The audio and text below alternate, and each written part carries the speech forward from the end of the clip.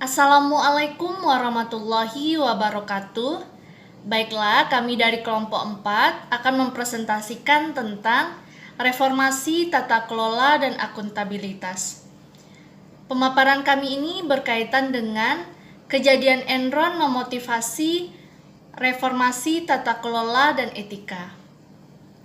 Baik, sebelum kami mulai pemaparan kami kali ini, terlebih dahulu saya perkenalkan anggota kelompok kami. Yang pertama, saya sendiri sebagai moderator, Azni Sri Maidila Aziz, kemudian dua rekan saya, Saudari Lisa Novianti dan Saudari Nadia Fadila. Baiklah, untuk pemaparan kami kali ini, kami akan membahas beberapa item, di mana item yang akan kami bahas ada 9 item.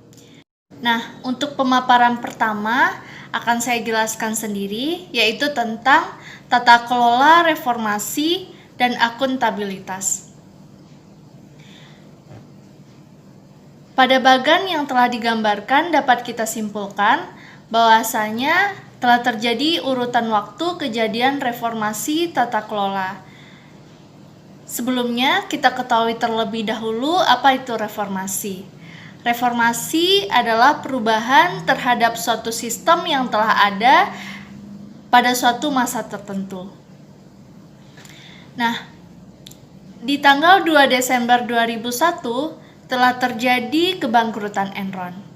Enron itu sendiri merupakan suatu perusahaan raksasa yang berada di Amerika Serikat. Pada kejadian Enron ini telah terjadi kecurangan atau fraud atas transaksi laporan labanya.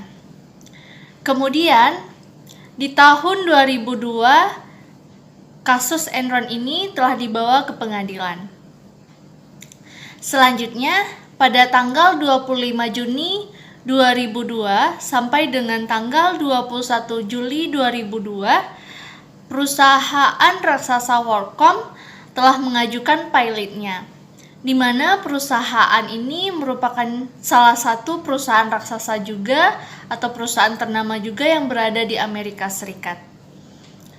Pada kejadian ini, manajemen eksekutif pada perusahaan Enron telah melakukan kejahatan akuntansi. Selanjutnya di tanggal 30 Juli 2002, pemerintah Amerika Serikat telah melakukan Kongres dan Senat yang mengeluarkan Sarbanes-Oxley tahun 2002, di mana Sarbanes-Oxley ini kita kenal sebagai XOX. XOX ini sendiri merupakan hukum federal Amerika Serikat yang menanggapi terhadap sejumlah skandal akuntansi perusahaan-perusahaan besar yang berada di Amerika Serikat. Nah, dari kejadian reformasi antara tahun 2001 sampai 2002 ini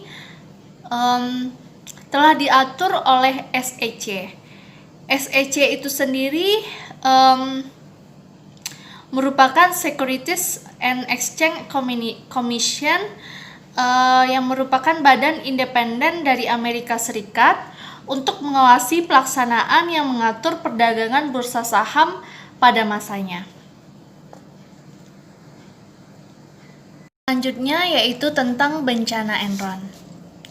Nah, pada bencana Enron ini siapakah yang patut disalahkan dan apa yang terjadi pada bencana ini sehingga terjadi bencana tersebut? Nah, pada pemerintah Amerika Serikat telah mengeluarkan 2 subkomite yang berguna untuk menyelidiki transaksi laporan keuangan. 2 subkomite yang dimaksud di sini yaitu yang pertama The Powers Report, yang kedua The Senate Subcommittee Report. Pada The Powers Report ini berisikan laporan tentang di mana karyawan pada perusahaan Enron ini telah memperkaya diri mereka sendiri tanpa persetujuan. Nah, sedangkan pada isi laporan The Senate Subcommittee Report menjelaskan salah satunya bahwa isi laporannya berisikan tentang konflik kepentingan yang tidak pantas. Nah, kemudian bencana Enron ini juga terjadi kegagalan direksi untuk mengawasi atau mengelola Enron secara memadai. Kemudian, apa transaksi Enron yang terjadi pada kasus ini? Nah, Enron memahami kegagalan karena realisasi bahwa SPE itu sendiri merupakan suatu lembaga yang digunakan secara tidak etis. Salah satunya yaitu melebihkan pendapatan dan keuntungan, kemudian meningkatkan kas, menghindari aturan-aturan akuntansi, dan memanipulasi harga saham. Kemudian apa saja peran Arthur Andersen pada bencana Enron ini?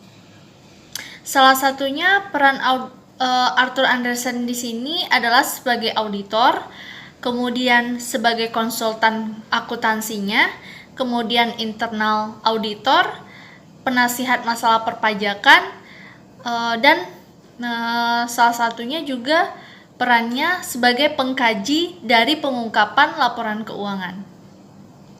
Nah,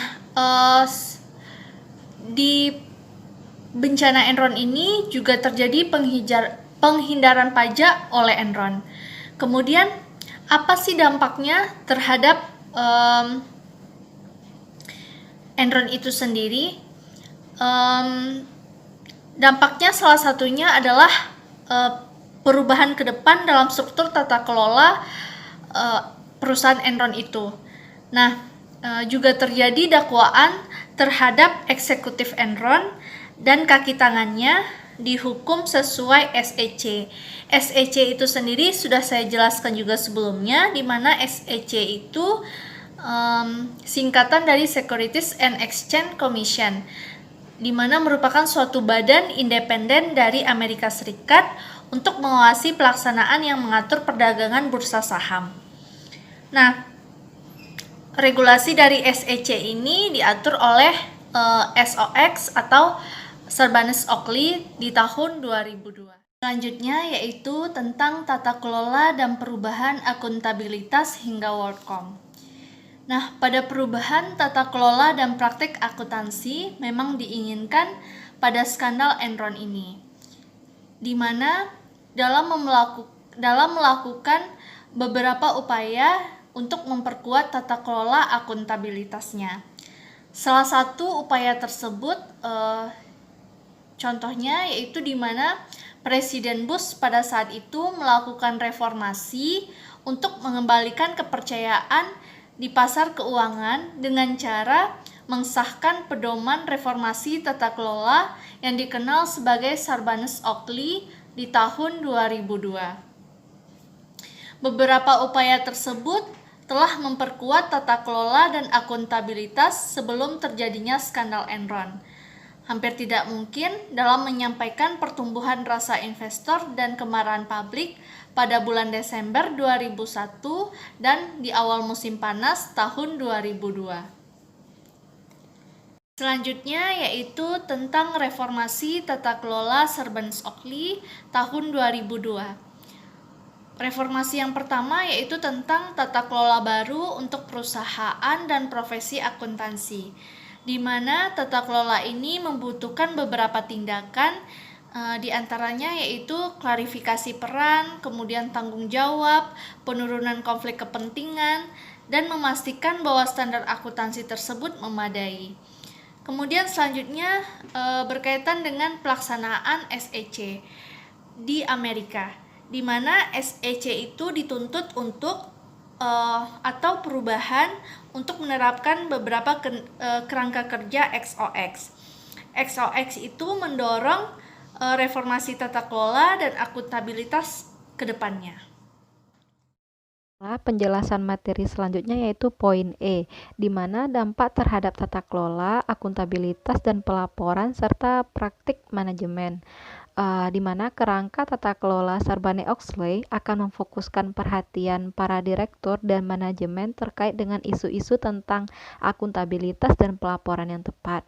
Secara khusus, perkembangan berikut ini akan memberikan dampak yang positif dan berkesinambungan dan untuk jangka panjang nantinya.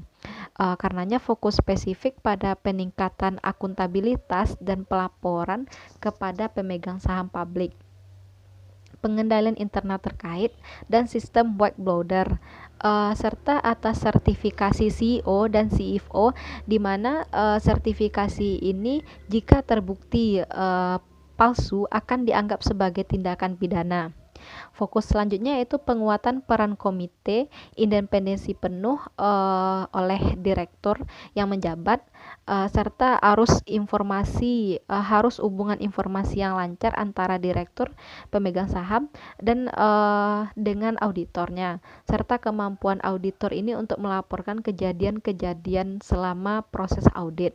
Selanjutnya itu klasifikasi peran dan tanggung jawab, serta kompetensi dari para direktur dan subkomite dewan, di mana direktur harus mengetahui klasifikasi peran mereka serta tanggung jawab mereka terhadap proses dari pembuatan laporan keuangan ini, dari terjadinya transaksi, pencatatan, hingga pelaporan nantinya kepada auditor. Selanjutnya yaitu definisi dari penekanan dan menghindari situasi konflik kepentingan untuk kepentingan individu maupun kelompok yang nantinya mereka memiliki kesempatan untuk melakukan penyelewengan. Mereka akan melakukannya tanpa memikirkan dampak untuk masyarakat banyak, baik itu kepada pemegang saham, kelanjutan perusahaan tersebut. Dan poin selanjutnya yaitu tentang peningkatan denda yang dijatuhkan atas kesalahan, yang nantinya akan memberikan efek jera kepada para pelaku yang melakukan penyelewengan tersebut. Alasan selanjutnya yaitu poin yang F, tentang dampak pada profesi akuntan dan praktik audit, di mana di sini profesi akuntansi di Amerika Serikat akibat terjadinya dari Sarbanes-Oxley dan Arthur Andersen ini, perusahaan Amerika Serikat kehilangan kemampuan atau kebebasan untuk menawarkan layanan non audit kepada klien yang hanya berdasarkan penilaian dan pengaturan diri akuntan. Layanan audit yang ditawarkan dipangkas sehingga menjadi kurang efisien dan terkesan lebih mahal kepada klien. Dampak penuh dari Sarbanes-Oxley ini terus berkembang, tetapi penguatan akuntabilitas serta penguatan standar independensi dan hubungan auditor ke subkomite akan membantu auditor melayani kepentingan publik. Karenanya penguatan standar independensi ini dibutuhkan. Poin selanjutnya penjelasan materinya yaitu tentang yang G, dampak pada tren etika bisnis, di mana di sini perusahaan yang mempunyai reputasi yang membanggakan, yang memiliki 85.000 lebih karyawannya sedang diambang kebangkrutan dalam waktu yang tidak kurang dari 1 tahun. Karenanya manajemen resiko harus memikirkan hal-hal ini sebelum melakukan tindakan-tindakan ke depannya. Karenanya manajemen risiko yang komprehensif harus mencakup risiko etika dan perkiraan yang lebih tinggi untuk risiko yang akan ditanggung perusahaan nantinya. Poin yang selanjutnya yaitu melewati 5 tahun pertama. Kegagalan Enron, Arthur Andersen, dan WorldCom terjadi pada bulan Juli tahun 2002 ketika mereka diharuskan mengikuti Sarbanes-Oxley yang memandatkan atau memicu reformasi tata kelola untuk perusahaan besar di seluruh dunia. Dengan berlalunya waktu, pertanyaan-pertanyaan pun bermunculan terkait dengan isu-isu tersebut.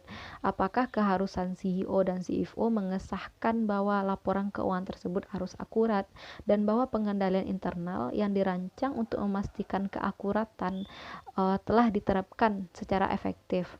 Selain itu, pada bulan Juli tahun 2006, James Robat berpendapat bahwa sertifikasi laporan keuangan tidak dalam diri mereka sendiri, bukti atas tujuan untuk menipu masyarakat yang berinvestasi.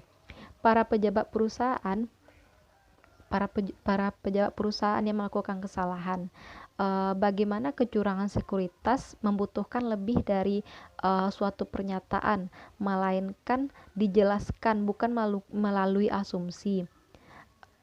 Kedua, perkembangan ini berarti bahwa biaya awal kajian dan kerja audit Sarbanes-Oxley relatif berlebihan terhadap apa yang sebenarnya diharapkan. Untuk itu, meskipun terdapat kontroversi mengenai efisiensi reformasi tata kelola yang dipicu oleh Sarbanes-Oxley ini, para direktur perusahaan saat ini adalah kelompok yang mandiri, yang perannya jelas dan memperhatikan hal-hal tata kelola yang berorientasi kepada investor, yang berpihak kepada investor dari tahun 2002 sebelumnya 5 tahun belakangan. Kini CEO dan CFO lebih memperhatikan keakuratan finansial dan sistem yang terkait. Para akuntansi lebih sadar akan profesional mereka dan kebutuhan untuk melayani pemegang-pemegang saham dan kepentingan umum lainnya yang berhubungan dengan laporan keuangan ini. Harapan mereka menjadi lebih tinggi karena harapan mereka menjadi tinggi, karenanya menjadikan mereka kinerjanya menjadi lebih baik dan kejujuran mereka lebih tinggi ketika COX diberlakukan. Perbaikan pada perusahaan dipicu oleh COX ini memang diharapkan, tetapi bukan secara besar-besaran, karenanya dilakukan secara bertahap, bukan secara besar-besaran yang mengakibatkan nanti banyak kesenjangan nantinya. Saya Nadia Fadila, dan sekarang kita akan melanjutkan pembahasan kelompok ini. Kita akan membahas mengenai kasus etika, di mana kita akan mengangkat kasus mengenai permasalahan KAP Arthur Andersen. Seperti yang kita ketahui, Arthur Andersen merupakan salah satu perusahaan jasa profesional yang terkenal di seluruh dunia dan paling dihormati pada masanya. Namun sekarang telah hilang. Dahulu kita mengenalnya dengan Big Five, dan sekarang kita mengenalnya dengan adanya Big Four. KAP ini didirikan sendiri oleh Arthur Andersen pada tahun 1913, di mana ia merupakan seorang profesor akuntan yang berusia pada saat itu 28 tahun. Seiring berjalannya waktu, pada tahun 1978, perusahaan Arthur Andersen ini menjadi perusahaan jasa profesional yang terkenal di seluruh dunia, di mana pendapatannya mencapai $546 juta pada masa itu. Di akhir periode 1980-an, KAP Arthur Andersen melakukan sejumlah program untuk merangsang pendidikan formal. Nah, di sini termasuk mengenai kasus etika, penciptaan suatu pendekatan terhadap penyelesaian masalah etika profesional. Nah, seiring banyaknya peran yang diambil oleh KAP Arthur Andersen, beberapa pengamat menilai bahwa banyaknya tanggung jawab atas keterlibatan KAP Arthur Andersen ini melebihi praktik audit sebagai aspek yang paling menguntungkan bagi perusahaan itu sendiri. Nah, hal ini menjadi terlalu banyak risiko yang diambil ketika mengejarkan pendapatan. Nah, adanya kemungkinan dari serangkaian masalah audit yang mengarah pada meningkatnya konsekuensi yang tidak menguntungkan menjadi masalah yang lebih besar. Nah, hal inilah yang terjadi pada KAP Arthur Andersen ini. Selain itu, hal ini pula lah yang mengundang kemarahan publik mengenai pengembangan kegagalan audit KAP Arthur Andersen ini. Nah, atas masalah ini, ada beberapa kemungkinan yang memberikan isu-isu signifikan yang bias yang ditanyakan kepada Arthur Andersen dalam pengadilan.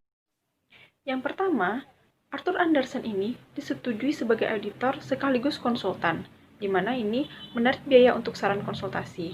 Beberapa SPE atau yang lebih dikenal dengan Special Purpose Entity atau lembaga khusus, di mana ini digunakan untuk keuntungan palsu, untuk menyembunyikan kerugian, menjaga pembiayaan dari laporan keuangan konsolidasi, salah satunya pada perusahaan Enron. Nah, selanjutnya, sangat banyak transaksi Enron dan SPE atau yang kita kenal Special Purpose Entity tadi tidak untuk kepentingan para pemegang saham Enron. Nah, berarti ini adanya fraud di dalam kasus ini.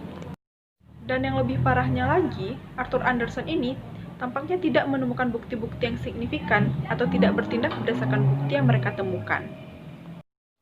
Nah, dari kasus ini tampak jelas kesalahan-kesalahan yang dibuat oleh Arthur Andersen ini.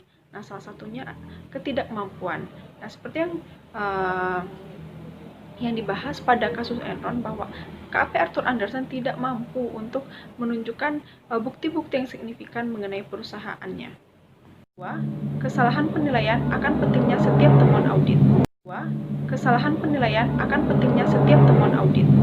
Selanjutnya, kurangnya informasi yang disebabkan karena karyawan Enron tidak memberikan informasi-informasi yang penting. Dan selanjutnya, tekanan waktu terkait penciptaan pendapatan dan tekanan anggaran yang menghambat kerja audit yang memadai. Dan selanjutnya, sebuah keinginan untuk tidak mengambil setiap konfrontasi terhadap manajemen Enron. Dan selanjutnya, pemahaman yang salah tentang tugas atau peranan fidusia yang dibutuhkan oleh seorang auditor yang tidak dimiliki oleh Arthur Andersen ini. Nah, disintegrasi akhir Arthur Andersen ini bukan disebabkan langsung oleh kekurangan audit pada Enron, tetapi oleh keputusan yang berkaitan dengan rusaknya dokumen audit yang telah dihancurkan oleh Arthur Andersen ini sendiri. Selanjutnya, adanya keyakinan pada tuduhan dari obstruksi keadilan yang ada. Nah, tuntutan ini diajukan pada tanggal 7 Maret 2002, di mana mengangkat prospek bahwa jika Arthur Andersen divonis, SEC akan menarik sertifikasi Arthur Andersen untuk mengaudit perusahaan klien yang terdaftar di SEC itu sendiri. Nah, akhir dari kasus permasalahan Arthur Andersen dengan Enron ini sendiri berakhir dengan kebangkrutan yang dialami oleh Enron itu sendiri dan dicabutnya izin KAP Arthur Andersen. Nah, setelah terkuaknya kasus Enron ini dan dicabutnya izin Arthur Andersen, kasus serupa juga terjadi pada beberapa perusahaan, di mana kasus serupa terjadi juga mencemarkan nama baik akuntan publik. Nah, atas dasar tersebut, Parlemen Amerika Serikat mengeluarkan ketentuan di bidang jasa akuntan publik yang kita kenal sebagai Sarbanes-Oxley Act. Demikianlah presentasi yang telah kami paparkan terkait dengan reformasi tata kelola dan akuntabilitas. Mohon maaf apabila terjadi kesalahan dan kekurangan. Wabillahi taufiq wal hidayah. Assalamualaikum warahmatullahi wabarakatuh.